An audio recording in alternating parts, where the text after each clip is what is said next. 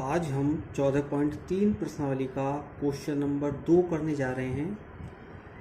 इसमें हमें माध्यक का सवाल करना है और यहाँ पर यदि हम देखें तो हमें वर्ग दिया हुआ है, बारंबारता दी हुई है और हम माध्यक निकालने जा रहे हैं। तो जैसा कि हमें मालूम है, हमने पहला क्वेश्चन किया था कि जब भी हमें बारंबारता दी जाए तो हमें यहाँ पर सबसे पहले संचयी बारंबारता को निकालना है। तो यहाँ पर हम संचयी बारंबारता निकालेंगे और संचयी बारंबारता के लिए सबसे पहले हमें बारंबारता के 5 अंक को 5 ही रखना है। सबसे पहले 5 को 5 रखेंगे, 5 के बाद हम इनको तिरछा जोड़ेंगे और 5 में जब x जुड़ेगा तो ये बन जाएगा 5 प्लस एक्स। इसके बाद 5 प्लस एक्स में 20 को जोड़ेंगे तो ये बन जाएगा 20 और 5 25 प्लस एक्स, और 25 में 15 को जोड़ेंगे तो ये हो जाएगा 40 प्लस एक्स। 40 प्लस एक्स में y को जोड़ेंगे तो बन जाएगा 40 प्लस एक्स प्लस वाई, और 40 प्लस एक्स प्लस वाई में 5 को जोड़ेंगे तो बन जाएगा 45 प्लस एक्स प्लस वाई। तो इस प्रकार से हमने बारंबारता को संचयी बारंबारता में चेंज कर लिया। अब देखिए क्वेश्चन में हमें सिग्मा एफ का मान दिया हुआ है। सिग्मा एफ हमें दिया हुआ है 60। अब चूंकि जब हम f को सी एफ में चेंज करते हैं तो जो अंतिम मान आता है वो भी हमारा सिग्मा एफ ही होता है। तो यहाँ पर हम कह सकते हैं 45 प्लस एक्स प्लस वाई बराबर हमारे पास कितना होगा 60, क्योंकि यदि हमें x और y के मान दिए होते तो इन सबका योग हमारा 60 होता, परंतु यहाँ x और y के मान हमारे पास नहीं है, इसलिए हमारा जो योग होगा वो होगा 45 प्लस एक्स प्लस वाई।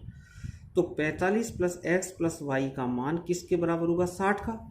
तो यहाँ से हम कह सकते हैं कि x प्लस वाई बराबर 60।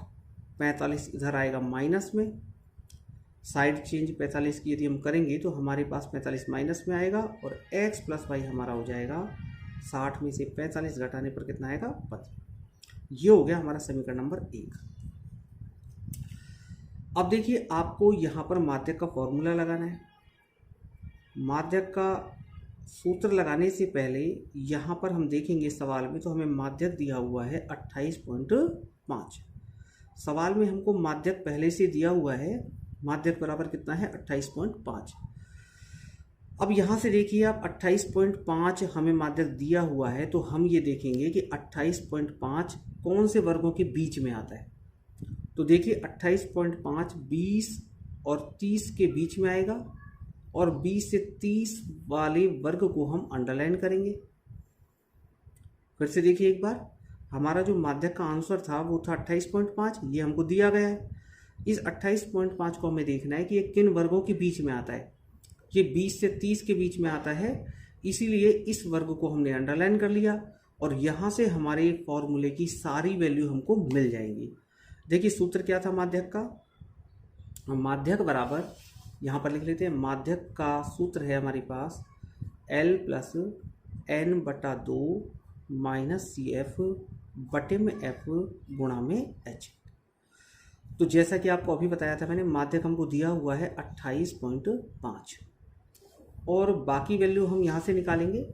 देखिए यहाँ पर L का मान 20 होगा, F का मान यहाँ पर 20 होगा, और सी एफ इस वर्ग से ऊपर वाली, तो ये सी एफ का मान होगा। सी एफ का मान होगा हमारा 5 प्लस एक्स। तो सभी मानों को हम सूत्र में रख देते हैं। L का मान हमारे पास है 20। अब देखिए n बटा 2, n यहाँ पर हमें दे रखा है 60।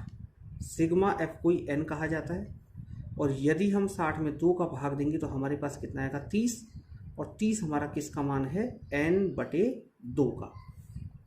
तो यहाँ पर n बटे 2 का मान हमको कितना रखना होगा 30 रखना होगा माइनस, और सी एफ हमारे पास है 5 प्लस एक्स। देखिए 5 प्लस एक्स, और बटे में हमें बारंबारता को रखना है। बारंबारता हमारी है 20 और गुणा में हमको h रखना है। h होता है वर्गों का अंतर। तो वर्गों के बीच में यदि हम देखें तो हमारे पास 20 और 30 के बीच में जो अंतर है वो है हमारे पास कितना 10। 30 में से 20 को यदि हम घटाएंगे तो हमारे पास कितना आएगा अंतर 10। तो हमारा जो h का मान है वो आ जाएगा कितना 10। तो यहाँ पर h का मान 10 आ गया। अब देखिए सबसे पहले हमको क्या करना है, 28.5 की साइड में ये 20 आएगा और जब 20 का पक्षांतरण करेंगे तो ये किस में हो जाएगा माइनस में। इसके बाद देखिए 30 माइनस माइनस ब्रैकेट के बाहर है, जब हम ब्रैकेट खोलेंगे तो अंदर के चिन्ह बदल जाएंगे, तो ये हो जाएगा 5 माइनस एक्स। प्लस था अंदर और इस माइनस की वजह से ये क्या हो गया माइनस, और बटे में हमारे पास 20 है और गुणा में हमारे पास कितना 10। इसके बाद यदि हम 28.5 में से 20 को घटाएंगे तो हमारे पास आ जाएगा 8.5। 28.5 में से यदि 20 को माइनस करेंगे तो बचेगा 8.5 और 30 में से 5 गए तो बचे 25 माइनस में x। 0 से 0 कैंसिल हो जाएगी, बचेगा 2। इसके बाद हम इस 2 का क्रॉस गुणा करेंगे 8.5 में, तो ये बन जाएगा 8.5 गुणा 2 बराबर 25 माइनस एक्स। और 8.5 में 2 का गुणा करने पर 2 पंजा 10 की 0, 2 8 16 और 1 17। पॉइंट के बाद एक अंक है तो हम भी पॉइंट के बाद एक अंक से पहले पॉइंट लगा देंगे, तो यहाँ पर हमारा आ जाएगा 17.0 और बराबर में है हमारे पास 25 माइनस एक्स। पॉइंट के बाद 0 कट जाती है तो हमारे पास बचा 17 बराबर 25 माइनस एक्स। अब x को तो LHS में ले आओ, माइनस का x जब इस साइड में आएगा तो प्लस का हो जाएगा और 17 इधर आएगा और 17 इधर आके किस में हो जाएगा माइनस में। तो यहाँ पर हमारे पास x की वैल्यू आ जाएगी 25 में से 17 गए तो हमारे पास कितना बचा 8। तो x का मान हमारे पास कितना आ गया 8।